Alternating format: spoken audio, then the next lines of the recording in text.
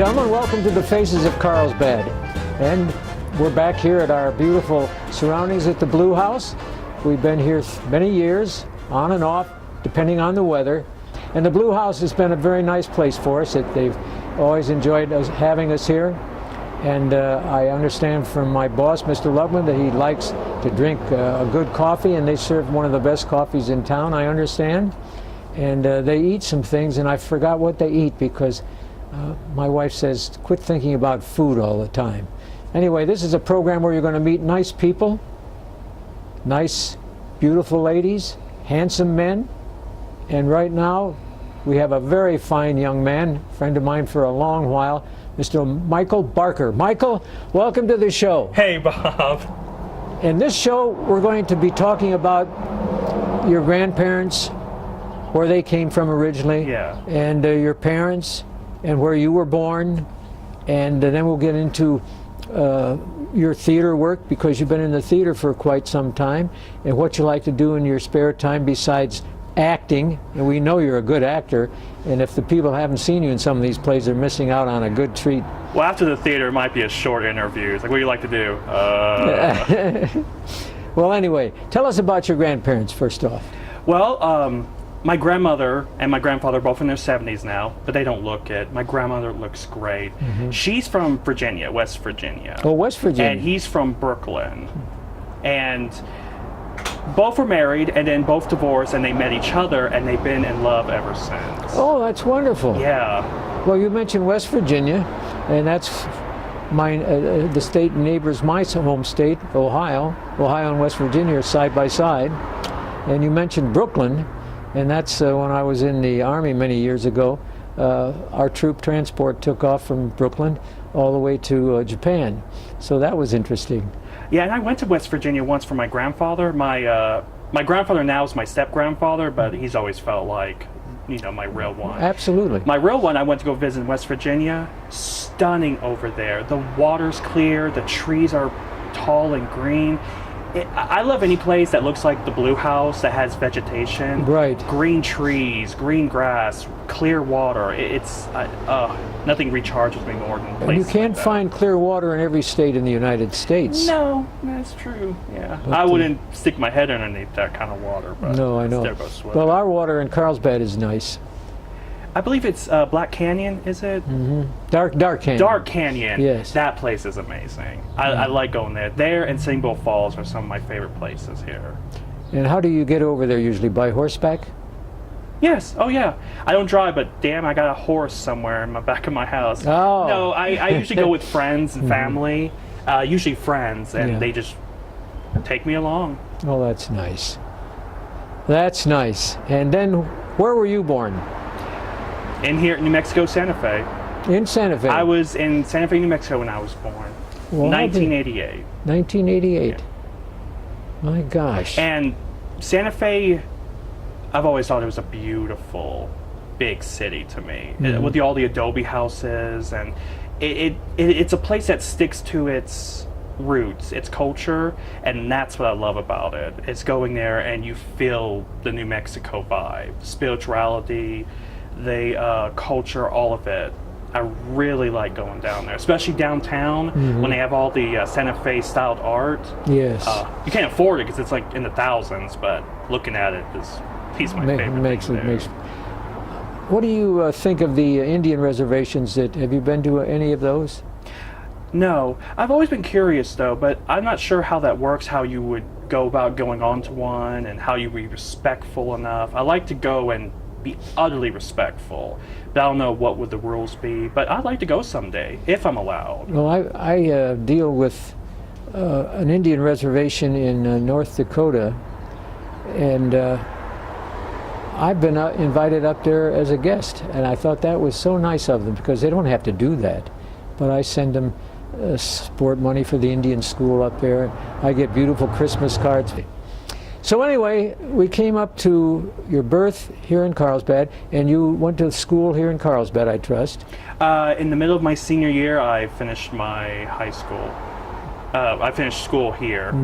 We moved from Tampa, Florida. Now, when I was growing up, I moved a lot. Gee whiz. Very often. I was raised mostly in Kentucky and Franklin, Kentucky, but then we moved to Texas, and then we moved to Tampa, and then we moved here. Boy, you had a busy one. How did you like Florida? The heat, humidity drives me crazy. Yes. Not crazy about it, but when you're near the ocean, although my expectations were a little, how do I say? When I got into the ocean, I didn't realize how salty it was. So when I got out, my throat was burning, my nose was burning, my hair was kind of little. I still loved it, but when you got out, it wasn't what you thought. You know, when you're used to lakes and rivers, you just come out feeling clean. There, you kind of felt like you're about to be served as a French fry or something. Yeah, and then you felt like you had to get back in the water again to escape. Oh my gosh. No, Florida's hot and humid, but it's a very beautiful state. It's beautiful. Yeah. Like I said, green everywhere, tall palm trees. Although it's one of those places that you live, it's kind of expensive. Yes, it is. Like Santa Fe here. Anywhere you go that has that kind of stuff, you're going to bound to. Oh, I know it. Pay a pretty penny. I just heard a while back that one of the famous television individuals, a lady by the way, her home is worth $280 million. And I thought to myself, I don't think in all the years I worked, I didn't even come close to earning $1 million, let alone $280 million, and the home is paid for. I won't mention her name because she's a very nice lady, but I thought, gee, I wish she would invite me to her house once so I could just see what it looks like in there. So anyway, what do you like to do as something different to relax? I am a big fantasizer. I love diving into my imagination and telling stories. Ever since I was a kid, it's all I love to do. In fact, once I got home from school, I would tell my parents, leave me alone, I'm going to my room to tell stories. And I'd shut the door and I would walk in circles and saying the story. Like I would speak the characters and then I'd make the sound effects. I would spend hours just telling a story. And I still do it to this day. Nobody's there listening to you. You're just telling this. Oh no! In fact, when my cousin lived with us, I had to tell my grandparents he needs to get out of my room because I need my alone time. I'll be darned. Yeah. Have you ever written any of these down? Sometimes, but I'm so much of a thinker that I just like to think about it, and it usually sticks around. In fact, I have stories since I was a kid that I still remember because I dabble and play with them long enough to where they stick in my memory. That's amazing. I've never met anybody who did that, but that sounds fascinating. Oh, it grows. Every time I did it, my storytelling got better. I understand complexity, situations, issues, and I would always find a way to tell it through a story. In fact, it's one of my favorite ways of dealing with life's stressful moments. It's by going home and telling it in a way that gets me through it, and it also gives me a story I could tell later on. Have you had an opportunity to talk to different groups about some of these stories that you come up with? Yes, I took Mark Buckle's class, film writing, a script writing class, and it was the time I finally got to tell my ideas to other people. We had to write down ideas and then give it to each other, and we look over it and say what we thought, which one did we like the most. Yeah. Usually my stories stay to myself. Not that I'm like, it's just one of those, it's so private and personal that I tend to kind of keep it to myself. Yeah. Just because it's how my way of dealing with the outside world. You have a very fascinating life. You should jot those things down though and make a book, because that would be very fascinating. I love journaling. Another thing I like to do to relax is journals. And I mean like sketching, writing down ideas, writing down my day, everything. And my journals, when I looked back when I was a lot younger, had all these imageries, and I used to color them with gel markers and all that. Oh my gosh. And looking over them, it's like an explosion of ideas. So I do journal, it's just I don't do it as much as I want to. That's fascinating. And do you like to read certain books? Growing up, I was in special ed, and I had a difficulty with reading and sounding out words. The thing about the theater that helped me a lot was even if you messed up the word, no one made fun of you. They just helped you say it, and then you learned how to say it on your own, and it got better and better. Books-wise, Mice and Men, because it was the first book I was able to read through and saw the play too. Mice or Men, huh? Mice and Men, I'll be darned. And have you been able to carry on that tradition of reading? I am a big book collector. Even though I might not read all of them, I like to have them there just in case one day I get the inspiration. And I'm really into self-help books. Stuff like Your 5 Strengths, creativity, little quotes that help you stay creative all day. Wow. I think the thing that I am drawn to is artistic stuff, creative stuff. That's how I unleash steam and relax, is doing something creative. Something that makes something out of nothing into the world. I think it's pretty powerful. Well, that reminds me of Hogan's Heroes, you know, on television. Yeah. And Colonel Klink, just before they start the shows, he's painting. And the camera turns to some of the soldiers, and one of the soldiers who was a prisoner starts crying. He said, "That's so beautiful. It was just a blob of green on the background of it." Oh, gosh. I get a kick out of that. Do you have any hobbies besides, well, do you like to paint? Watercolors. Watercolors. Watercolors. I've been able to do some great pieces because of watercolors. When I was in high school in my art class, with watercolors I was able to make a realistic looking young wolf, a baby wolf. I don't know what you call them, puppies. I don't call them puppies, but I was very proud of it because I got a lot of detail, even though watercolors can sometimes bleed. And, right. I was able to kind of keep it all together. It's been something I'm very proud of. Well, that's great. You've got talent to spare on that. I can't do anything like that. Really? I'd be like Klink in the movies, Hogan's Heroes. If I draw a picture of a dog and it would look like a mountain, and it's with water running down the hill, and I thought, I gave up on that. But I really admire people who have an artistic talent. And so how did you get involved in the theater? Well, after high school, 2007, my friend Mary was going to go audition for Oz, the summer musical, and she looked at me and says, "Michael, I really need someone to go with me. I'd make me feel more comfortable." So I said, "Sure, why not?" I only got into theater in Florida when I took a class over it. Yeah. And so I just gotten the bug. I just felt, okay, this is kind of neat. I'm into this. And then when I came here from Tampa, I did more theater classes. And I just felt a vibe off it. 2007, I went to audition. All I sung was Happy Birthday, because the only thing that I can sing in a second that they needed. I got the Tin Woodsman. Oh my goodness. I was shocked. I thought I might get a minor role or something, but they gave me the Tin Woodsman. And I never knew I had that talent. I thought my singing was all right, but the first time I performed and did my song, one of my own cast members, the Wicked Witch, came up to me and says, "Your song is one of the favorites of the audience." Wow. And I've never gotten those kind of compliments before, where someone says you were the best of the night. And ever since then, I love this theater. It is one of the best things that ever happened to me in my life. It is nice, isn't it? They have my arms, and they have my strength, and they have anything they need from me. I will gladly give them. Well, I got my start with Dr. Taylor and Lynn Pitcaithley years ago, and that was the one where I admired both of them so much. And in one of the scenes, she played the queen and he played the king, and one of the scenes I'm supposed to pick up a sword because I get angry with her, and I came so close with that sword, she thought I was really going to kill her there for time. After the play, she said, "Bob, you did a nice job, but don't come so close because it really frightened me. I thought you were going to slice my throat open."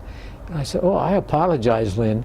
But Lynn was one of the first ladies we ever introduced on Channel 23 years ago. Really? Yeah. You know, there are a lot of pieces in the back of the theater, posters that were drawn, hand drawn, flyers. I really think all that should be hung up somewhere in the theater. I think there should be picture frames of everything that's been done there. Yeah. Going through it, there was a sense of pride about the theater. Yeah. The history about it is so important for all of us to learn. That's right. Well, by the way, this first play I was in was called The Lion in Winter. A very, very good British play. I've heard about. I wish I hadn't gotten to be one of your plays, because I've heard you were a good director. Well, you got the job done. You got your cast members to do their job, which is something I look forward to. Yeah, I was not an easy director. I don't think directors should always have to be easy. I think they're getting something out of you, and it means working you. Yeah. They have to work you. Absolutely. So, in the future, do you plan to be in any more wonderful plays?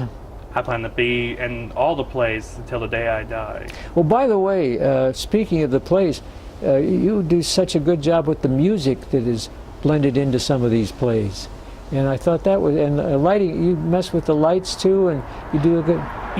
The thing about theater is it's the one job or activity that I love everything about. Mm-hmm. The costumes, the lighting, the sounds, all of it's another form of acting.